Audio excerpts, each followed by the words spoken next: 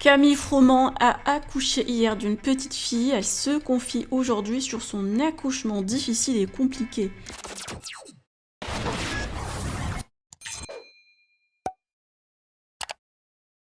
Hier matin, Camille a accueilli sa petite fille. La jeune maman avait partagé son expérience de pré-accouchement avec ses abonnés avant la naissance de la petite. Camille n'a toujours pas dévoilé le visage de sa fille ni son prénom. Et aujourd'hui, la maman a raconté son accouchement difficile et compliqué. Sinon, les deux se portent à merveille et Camille profite de ces moments magiques. Je vous laisse avec ses confidences. Bienvenue à la petite et félicitations à la petite famille. Vous pouvez partager vos avis en commentaire et n'oubliez pas de liker la vidéo et de vous abonner à la chaîne. Alors du coup, j'en profitais pour vous raconter un peu comment ça s'est passé. Fausse alerte, bref. Et d'ailleurs, ça m'a fait rire un peu parce que sur ma story à 5h du matin, genre, je faisais la même sur oui, la péri c'est magique, blablabla, blablabla. Ce qui est vrai, hein, je vous ai pas menti. Sauf que une heure après, je sentais des contractions dans ma fesse droite, mais que dans ma fesse droite. Mais vraiment, des vraies contractions, c'était incroyable, etc. Donc il me semble que vers 5-6 heures, j'étais à 6-7 cm, dilaté à 6-7 cm. Bref. Donc voilà, je ressentais tout dans ma fesse droite. Bref, du coup, l'équipe médicale qui était à les sages-femmes, l'anesthésiste, etc. D'ailleurs, c'était. Enfin, ils ont vraiment été au top, mais incroyable.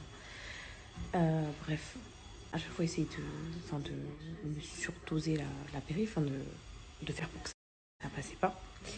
Donc jusqu'à. Je vous parle de ça, ça a duré une bonne grosse heure, c'est pas plus, hein, j'avais plus trop la notion du temps. Mais peu importe, à un moment donné, je sais comment donner un produit dans la perf. Et à partir de là, ça. Mais j'étais dans les vapes, mais vraiment. Mais, enfin, c'était la fatigue et tout. Enfin, moi, je pensais que c'était ça, mais en fait, ce qui s'est passé, c'est que comme j'ai eu de la fièvre, à un moment donné, le bébé a eu de la fièvre, ce qui l'a affaibli. Du coup, à un moment donné, si j'ai bien compris, elle s'est remontée, alors que j'étais ouverte à 10, elle s'est remontée et elle s'est un peu.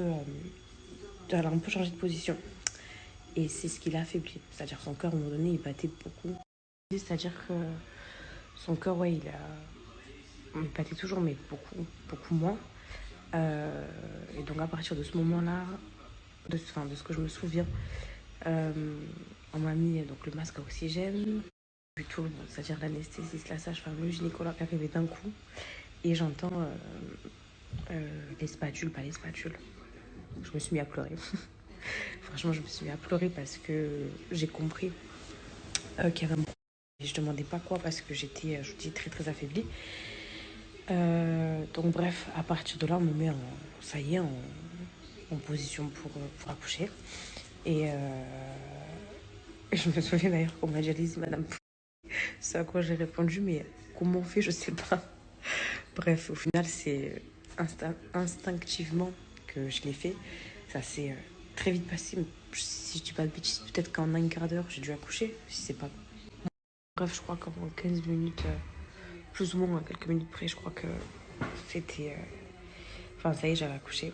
Et en fait, ben voilà, après, c'était incroyable. C'était incroyable.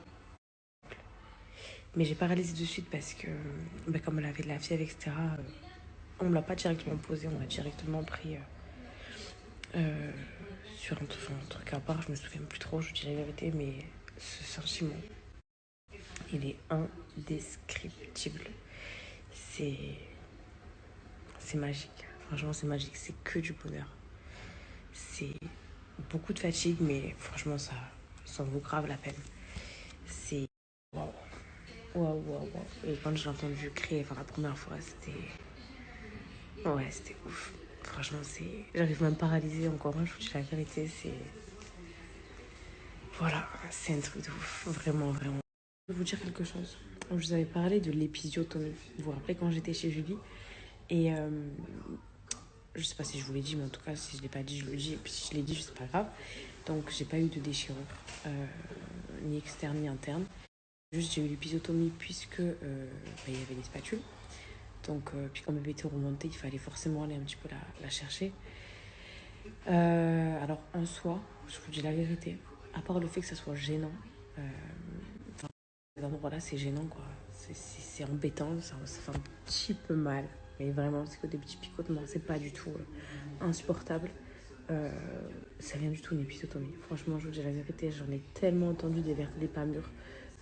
J'appréhendais à mort. Je voulais tout sauf ça, tout sauf être déchirée. Mais franchement, c'est rien par rapport à tout ce que j'ai entendu. Et je n'ai que 4 points. Donc du côté droit externe, heureusement.